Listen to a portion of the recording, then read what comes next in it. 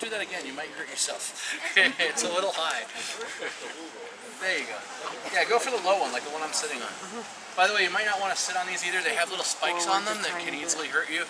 I'm just used to sitting on it and knowing exactly how to sit on it without getting hurt, so it's kind of something you learn after a while. They were designed that way on purpose so that people wouldn't sit on them and break them. So little steel spikes in between. This is my don't try this at home phase. Okay, so ladies and gentlemen, welcome to Washington Square. Would anybody like to take a stab at why this is called Washington Square? Who do you think it was named after? George Washington. Abraham Lincoln. Denzel. Hey, Abraham Lincoln, you're exactly right. Denzel. I love it. Yes, it was named after George Washington, one of the very few places. Now, this is George Washington Square in almost every New England town. But this one is actually certifiable that George Washington and his troops did spend quite a bit of time here.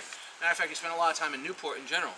I told you before, it was a strategic port in the American Revolution, so it was a very important place for him to be. And towards the end of the American Revolution, a lot of people don't like to stress the idea that America was getting their butts kicked. The revolution was not going well. It was running out of money and running out of people. Their troops were dying off in large battles. The British was actually getting military superiority by the end of the revolution. This bothered George Washington, so about the end of about 1781 or so, General George Washington decided to ask for help. We already had a nice alliance with the French. So they called on the French to come here and bring some troops. In this particular case, it was General Rochambeau, and about 6,000 troops landed here in Newport in 1781. They landed secretly behind enemy lines and came here to the port of Newport and met with George Washington right here in the square. They stayed here for about a week and went over military tactics and finally came up with the Battle of Yorktown, which would later become the definitive battle of the American Revolution. What happened from there is they marched on foot from here to Yorktown, Virginia. That's almost 1,000 miles away. It's a long way. It took them over 7 months. And they finally arrived in the spring of 1782. When they got to Yorktown, the Navy had already been defeated by the French. They shed some ships offshore and took care of the British Navy. So all George Washington really had to deal with was the land troops who were retreating at the time. And eventually Britain surrendered and officially declared us our own country. And that's when the United States became the United States. So a very interesting piece of history to get its start right here in Newport, Rhode Island. Now, a little known fact, this was a very loyal British colony through most of the American Revolution. Pretty much everybody who had any money in this town made their money on the British Empire, so they were not too keen to lose it. A new government meant new money, meant their money might be worthless. So of course they weren't that interested in joining the revolution. The rich stayed rich and the poor decided to fight. That's exactly what happened here. The British eventually left the city of Newport in 1780 and burned half of it to the ground. Because that's what they do. They burn things to the ground when they leave. The British ended up offshore of Narragansett Bay and formed a blockade. So for nearly a year and a half, no supplies or any foreign ship entered Newport Harbor. This was crippling to the city of Newport. It was almost like a punishment for having started the revolution in the first place. So kind of an interesting point that the French troops were able to get through that and land here with 6,000 troops without the British even knowing they existed. And they stayed here for a while and then the rest is history. So very interesting piece of history. It started right here in Newport and on the square. So this was also the hanging square. People came here for entertainment because, you know, there's no radio and TV, so you came here for a good trial, you came here to hear the news off the balcony of the Colony House, or you came here when somebody was sentenced to death because they hanged them from the trees. Now, Rhode Island hangs 52 people in its history, 52, and on one day, half of those people were executed. One day. That's July 19th of 1723. 26 pirates met their end right here in the square. 26. Now, this is the story of the Gravelly Pirates. See, what had happened is at that time in history, the British government had suddenly heard that Newport was a lawless town. It was rampant with, sinners and people who were criminals and pirates everywhere, as I told you earlier, because of that British technicality. So they sent a little parchment piece of paper and an edict down from the British government and stated that if they couldn't get control of their people, that eventually Newport was going to suffer a fate worse than death. And of course, you're all wondering what that fate worse than death was. Well, Great Britain was going to make Newport part of Massachusetts again. So, anybody from Massachusetts? Good for you. Fate worse than death. Everybody in the city went, no, don't make us part of Massachusetts. Then we can't drink anymore. So, anyway. So they decided to take matters into their own hands and they created their own little posse of people that were specially trained in military tactics. And they disguised themselves by putting them on a merchant vessel. They came with all their weapons and all their experience, and they sat off the coast of Newport for a few days, till the bait was finally taken by one pirate ship coming in from Block Island, and decided to try to overrun this merchant vessel. And upon encountering the merchant vessel, they found out who these guys were, and immediately took 26 pirates and 3 children, cabin boys, into custody. Yes, 3 underage children as well. Brought them here to Newport for trial, and in just one weekend, they tried, convicted, and sentenced to death all 26 pirates. Now, the British government didn't want to be responsible for killing any children, so what they did is press them into the service of the British Royal Navy. The positive end of the story is there's a legend that claims that one of those cabin boys actually made it to rank admiral in the British Navy. So, kind of an interesting story. So, 26 pirates. Before they were actually hanged from these trees, one of the edicts of their fate, unfortunately, was to do even one more thing that was worse than death, at least for a pirate. They had to write poetry.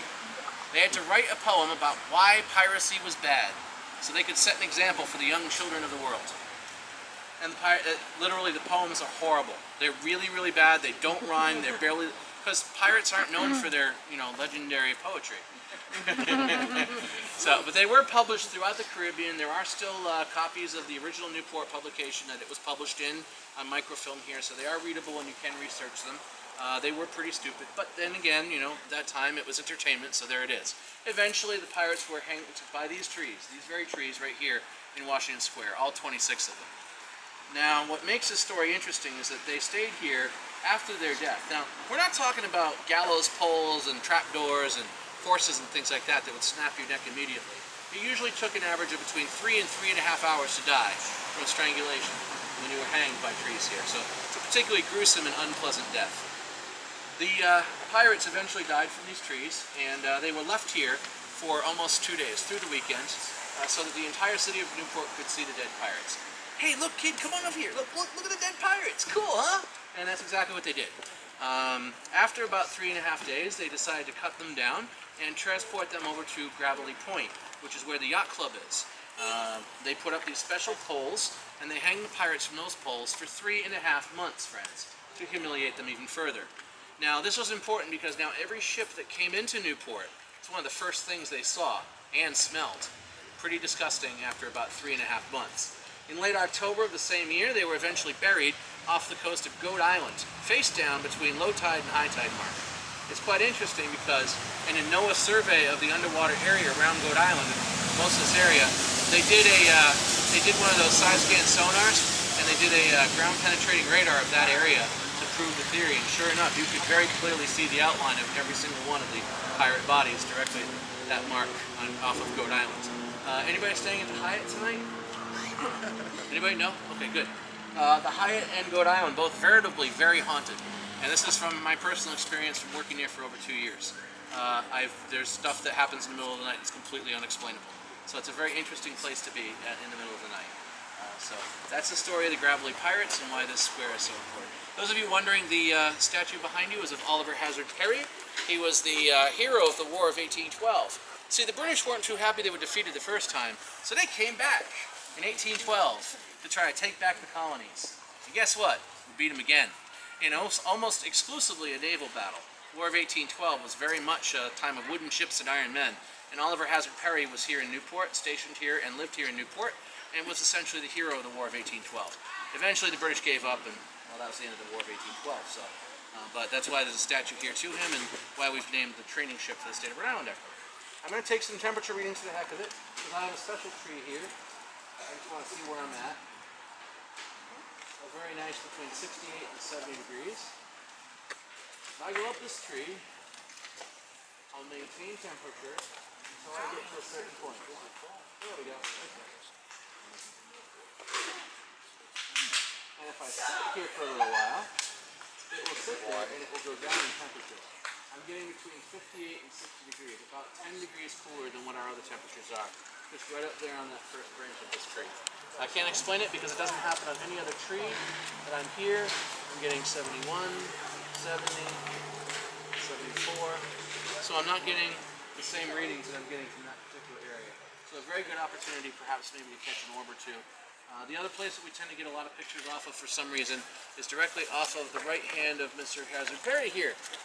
Usually we get orb photos right around this location, which seems to be very consistent with my ambient temperature, so not much happening, but we do get a lot of orb pictures in that area too.